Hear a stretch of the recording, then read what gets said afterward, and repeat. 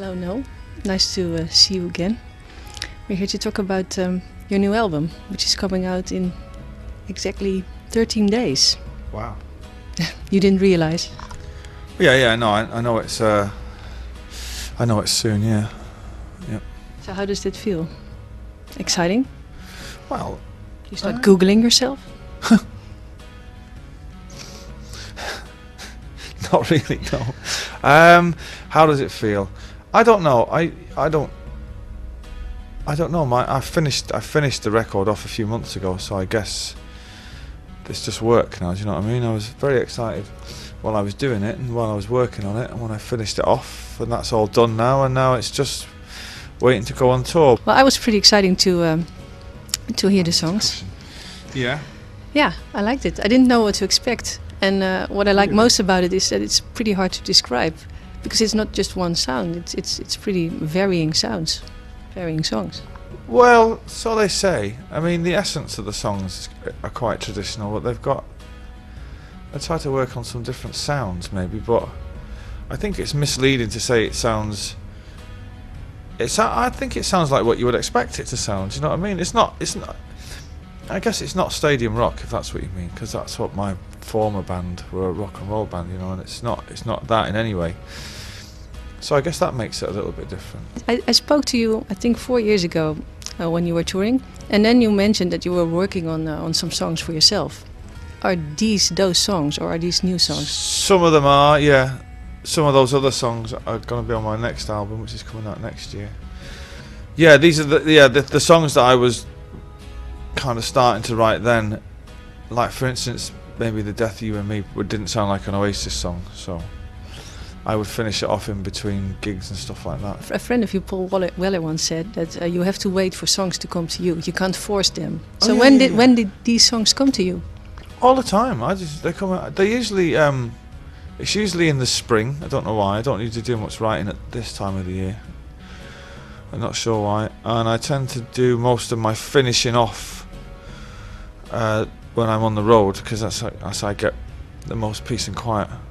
But they kind of find me where, you know, it just depends. I don't really go looking for it. Do you know what I mean? I just strum the guitar and see what happens. Sometimes something happens. Most times nothing happens. You know. But when did it struck you that, hey, these songs are coming to me, and I think it's time to put out a record?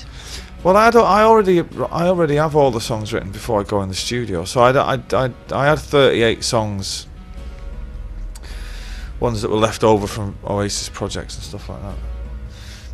And I'd had 10 months off, and it was just time. I don't know. You just wake up one night, you go to bed, and you're not thinking about it, and the next day you go up and you think it's time to go back to work. My wife actually told me to go back to work because I was getting on her nerves. But yeah, I just went in for 2 weeks, and then 2 weeks more, and then 2 weeks more, and then it all kind of went from there. Really, there was no great plan. I didn't plan to make 2 albums. That just one was born out of another because I had so many songs. So the two are related. It's not that something completely different is coming out. I mean, I could, you know, it was either make a double album or make 2 separate albums, but they're all part of the same thing. Some songs are more psychedelic. The next batch of songs are more psychedelic than these ones. These ones are the most direct, and will probably be the most appealing to a wider audience, I would have thought. The next one is a bit of psychedelic fun, really. I can imagine that it's incredibly freeing to be able to work with whomever you want at whatever time you choose. Yes, yeah. Particularly after coming out of a band of 18 years where you kind of, you know, it was very rigid, and this is when we start an album, this is when we finish, because then we're going on tour and that's where we're going to play. But I enjoyed that. Do you know what I mean? I like discipline and rules. It's very comforting to know that your life is mapped out for you. Do you know what I mean? So in a way, it's more, as you say, it gives you more freedom, but it's also a little bit, you don't know what's happening from one day to the next, you know. But it has its good points and its bad points, you know. I wouldn't say one was better than the other. Well, you could have decided to put together a new band and start a new band. Yeah, but But I don't think there'd be any point in that, because I've already been in one of the best bands ever. So what's the point in trying to recreate that? What would you do?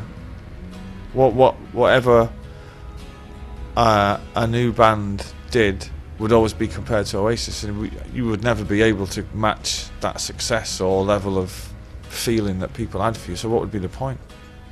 Once you've been involved in band politics for 20 years, it's nice to get a break from that and be a dictator. You know, just be on your own, just be your own little man.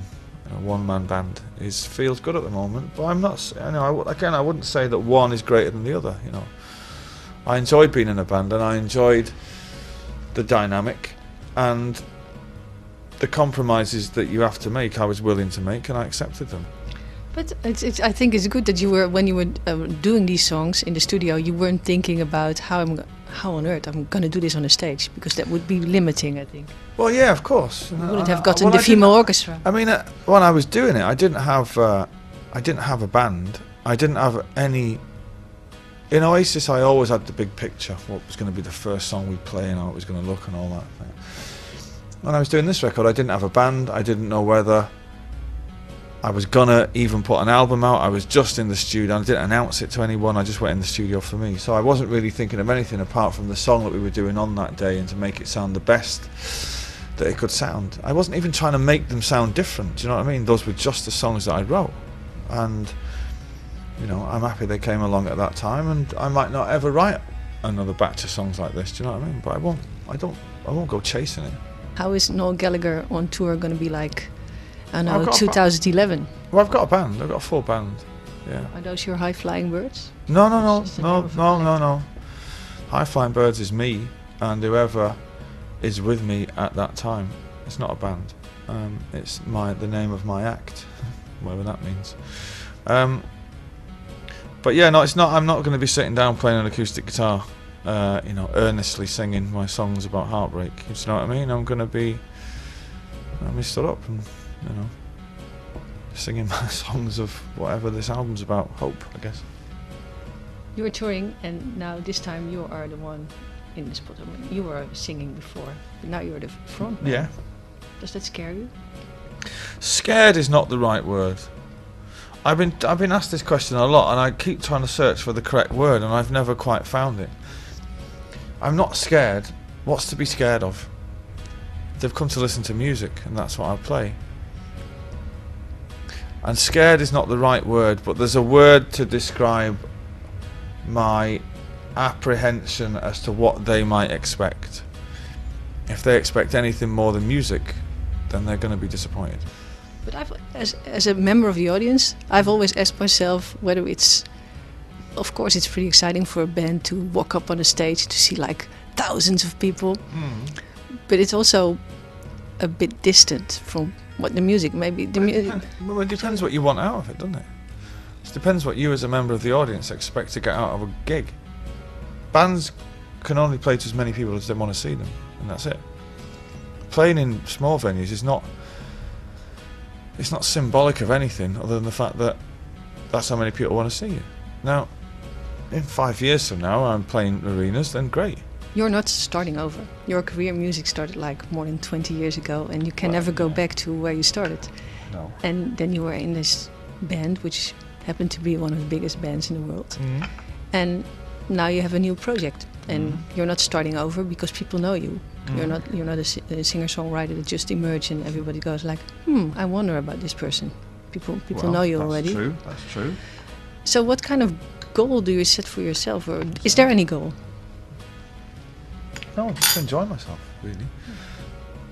I'm asking because I can imagine that success is really also a bugger. Because you once you've had it, you keep chasing it, so sort of. Well, it does set a trap. Excuse me, it does set a trap for you. Do you know what I mean? When you've become successful, you try desperately to keep being successful, and you wonder how you got successful, and it's a very subtle trap, and you don't realise. And if you carry on being successful, it's like, you know, who doesn't want to be successful? You? Anybody? Everybody wants to be a success. You know? But success is great because, you know, you look at your bank statement every now and again and you think, well, that is great, you know. But And fame is okay for me. I don't mind it. You know, it's not something I've ever chased. It depends how seriously you take it. Do you know what I mean? I don't take any of it that seriously. It just is what it is. If you're successful, embrace it. If you're not, tough shit. You're sort of starting over, but not. What do you expect? Well, I don't expect anything. I expect there to be... When I went in the studio, you know, you can only do your best. You can only pick the best songs, what you think are the best songs, and put them out there. And if people get it, that's great. What I expect from here on in, I don't expect anything. If one thing I really do expect is if somebody actually buys that album, that they'll like it. I expect them to like it. I'd be disappointed if they buy it and don't like it. I won't be disappointed in bad reviews or anything like that. I expect it to be a lot of hard work. That's it, really. Ask me in a year. Okay. Yeah, if you ask me in a year, I'll have a better understanding of what it is. Do you know what I mean?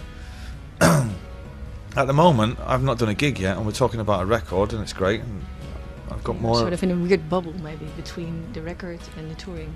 Well, yeah, I'm in the middle, kind of the holding place, you know, in the waiting room, just waiting to get it done, you know. But it'll come soon enough. Not in any, you know. 23rd of October is when I start, and then it finishes whenever people stop wanting to see me, and that's it. The lyrical theme of the album for you sort of is hope. Yeah. That's what I said. Did it come together once the songs were finished, or did you realise this when you were writing them? No, because I've never sat down to write a project. I never sit down and say, right, today I'm going to write a new album of 10 songs. They're songs I've written over a period of time, do you know what I mean? Like from 10 years to 2 years, you know, 8 months, some of the songs are brand new, so. But they do all seem to have a certain sense of hope, and I was staggered when I typed the words out for the first time. Because now I'm a singer, I don't have to write the words down, so I know the words because I remember them. And when I wrote them down for my publishers, it was the first time I got to read them, and I thought they were great, I've got to say. And the verses seemed to be quite reflective, and the choruses seemed to be quite hopeful. And I thought, wow, that's pretty cool. I never designed it like that, but it sounds good. It tells a story almost. You could have easily decided to, you know, start to retire. Well, yeah. Because you're still enjoying making music. Well, I've never lost the sense of wonder of writing songs, you know. In that sense, I still feel like I'm 25 when I was writing Definitely Maybe and thinking, this is fucking great, you know. I just mastered the art of writing songs and I loved it. And every time I finished a song, it was like, fucking hell, that's another song. I still get that feeling.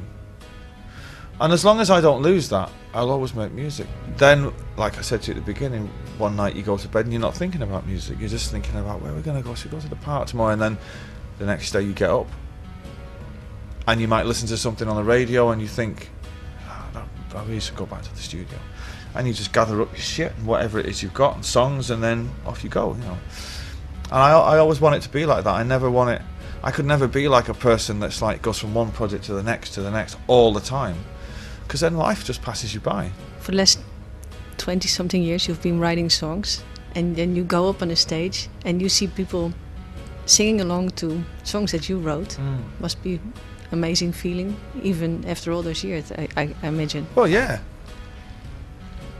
It's one thing seeing it in England and the craziness that it generates in England. It's better when you go to a foreign country where they don't even speak English as their mother language. The same language. That always fucking blows my mind. Do you ever think back of when you're singing these songs on the stage that you suddenly remember how you wrote them for the first time? Well, to be quite honest, I have to try not to think of anything. I have to try and think of what I'm doing, because if my mind wanders, I start playing the wrong chords and shit like that. You have to kind of be detached, I think, and that's why Oasis was perfect for me, because I wasn't the singer and I could play guitar with my eyes closed, so I could almost be in the stadium with the people, do you know what I mean? And I used to love I would keep out of the way, just sing the odd backing vocal and watch the crowd. Oh, new experiences. Well, yeah, new experiences. I don't know whether they're good at 45 years of age, but yeah, I'm all for new experiences. I didn't. Imagine if you wouldn't have any new experience anymore after 45 years of age. I've got 3 kids. I've got 3 kids. Every day is a fucking new experience with those 3, and a cat. Oh. Yeah. Yeah. A psychedelic cat.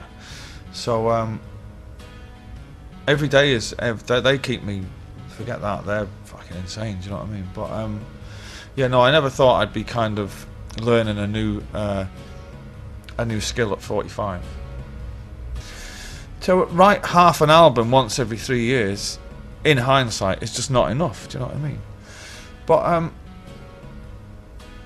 again, I enjoyed it, and I was willing to make that compromise. But I don't know. It was